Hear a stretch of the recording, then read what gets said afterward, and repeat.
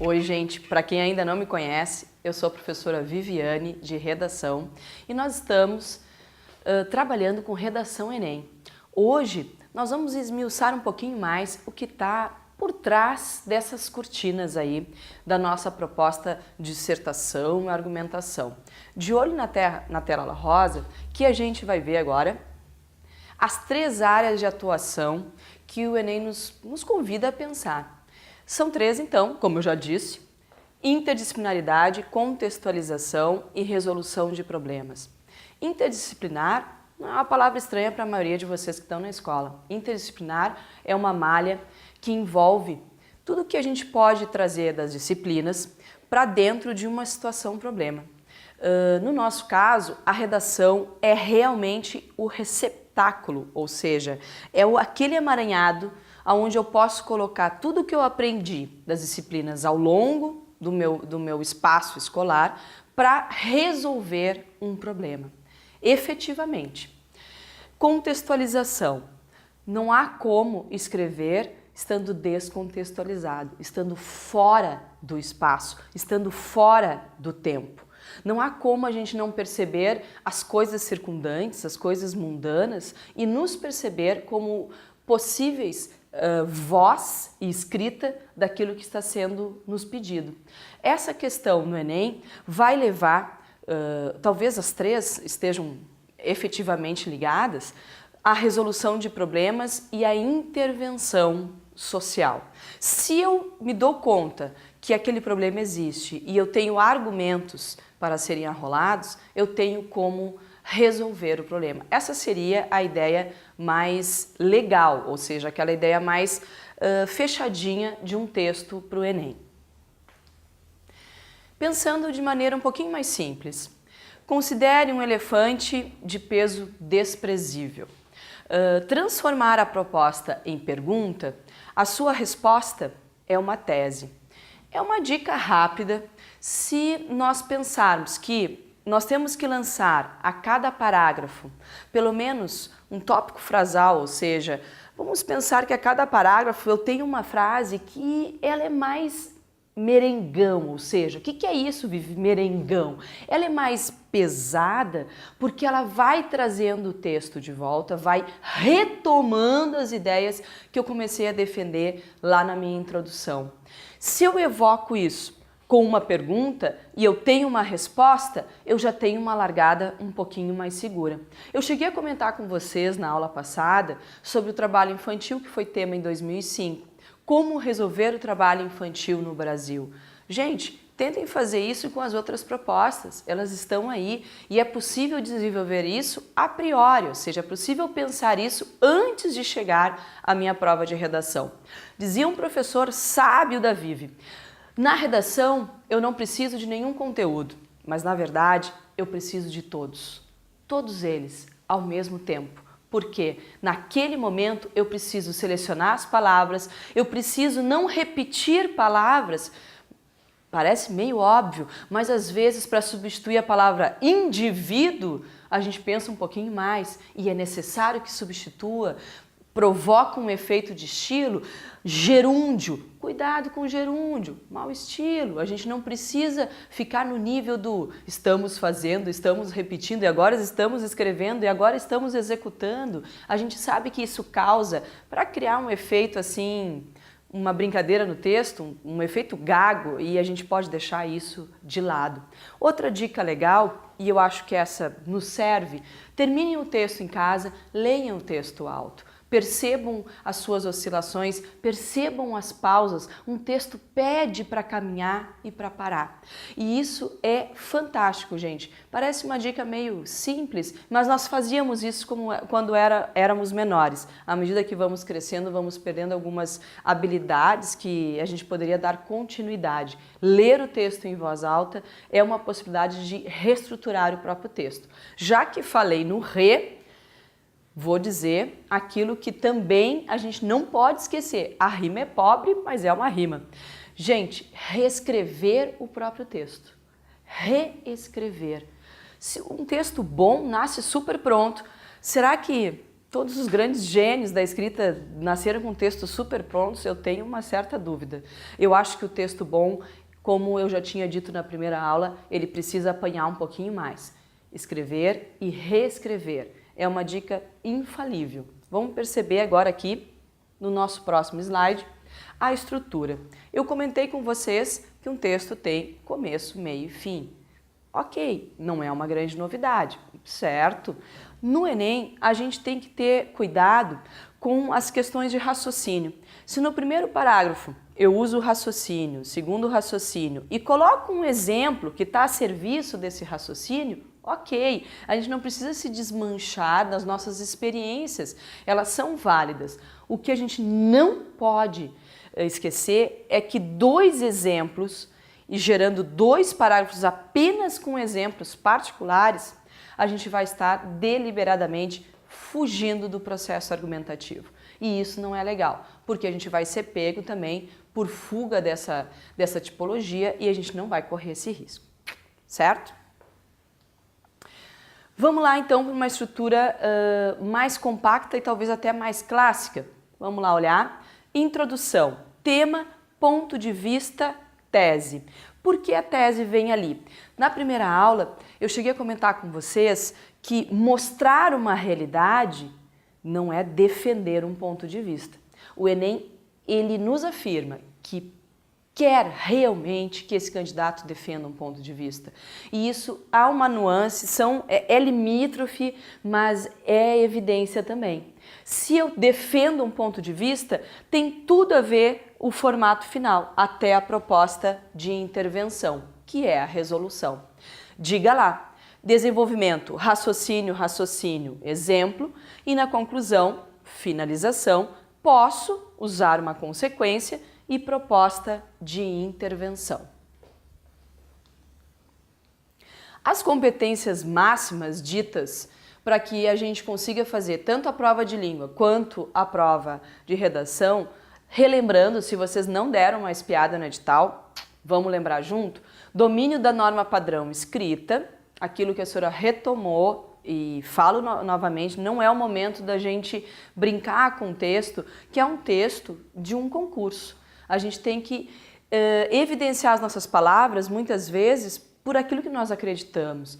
Uma das coisas que não é legal também, ou que a gente tem que usar com moderação, é o uso das aspas, o uso dos parênteses. Aquilo que eu quero dizer, eu digo. O meu corretor precisa, de forma evidente, me ler. Olha, gramaticalmente isso não é o mais correto. Pode ser um recurso de estilo agora. Me ler. Eu preciso me fazer entender. Então, diga lá o que tem que ser dito. Use a norma padrão. Compreenda a proposta de redação. Ok, Vivi, essa é bem básica. Se eu não compreendo a proposta de redação, eu caio por terra. Gente, não se sintam absolutamente ofendidos com esse segundo item aqui. No Enem nós temos mais de um tipo de texto nos pedindo a proposta. Nós temos um texto que muitas vezes vem como charge, às vezes vem uma imagem, vem uma letra de música, vem um pedaço do Código Civil ou vem uma parte da Constituição, vem a proposta e várias coisas são ditas às vezes de forma, talvez pela interpretação um pouquinho rápida. Ah, vamos direto para a proposta, vamos ler lá o que os caras nos pedem e tudo bem, a gente começa a escrever. Gente, se os textos estão ali e são suporte de leitura, vamos ler efetivamente, vamos percebê-los efetivamente, não vamos copiá-los. Eles estão ali para nos dar esse perfume do que pode ser dito através da proposta. A proposta está sendo pedida, mas os textos não têm que ser desconsiderados. É o nosso momento de contemplação, é o nosso momento desértico, vamos aproveitá-lo. Diga lá. Selecionar, relacionar, organizar e informar.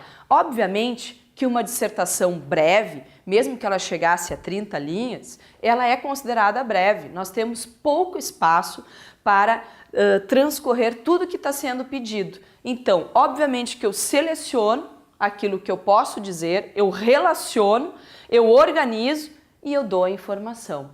Isso o Enem já está trabalhando há mais tempo, só que muitas vezes a gente não dá uma olhadinha lá, deixa passar e parece tão absolutamente corriqueiro, mas se a gente parar para olhar com olhos assim, meio de ter visto isso pela primeira vez, nos dá também a capacidade de analisar lá o que eu posso selecionar sobre o tema que a senhora está repetindo, o trabalho infantil no Brasil. O que eu seleciono de material, o que eu relaciono, com o que eu relaciono o trabalho infantil, o que eu posso organizar e disso tudo, como que eu informo. Eu acho que é uma caminhada interessante se nós pensarmos por degraus. É didático e também organiza para a gente a estrutura do texto. Demonstrar conhecimento, obviamente, e elaborar solução. Bom, elaborar solução é pedido, repetido, reafirmado e a gente não vai esquecer, gente. Não vamos mesmo. Então, próxima. Níveis de acertos. Níveis de acertos. Desconhecimento da norma padrão, não defende nenhum tipo de ponto de vista, é considerado nível 0.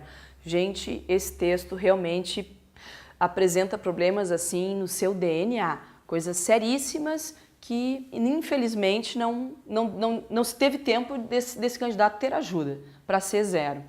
Tangenciamento do tema, nível 1.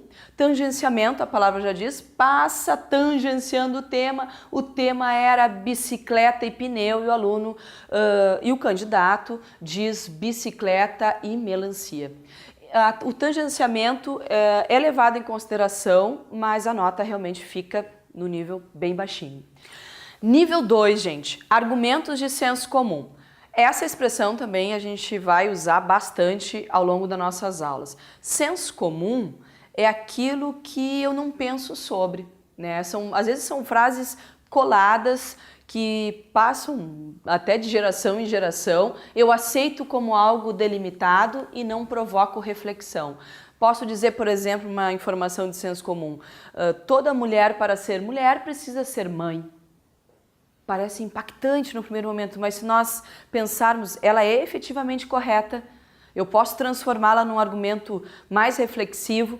O senso comum é a nossa tentativa desesperada, e tomara que não fosse tão desesperada, de não fazer cópias dos textos motivadores, como eu coloquei para vocês, e a gente conseguir trazer algo realmente inovador, aquilo que provoca reflexão, raciocínio, como foi dito lá nas estruturas.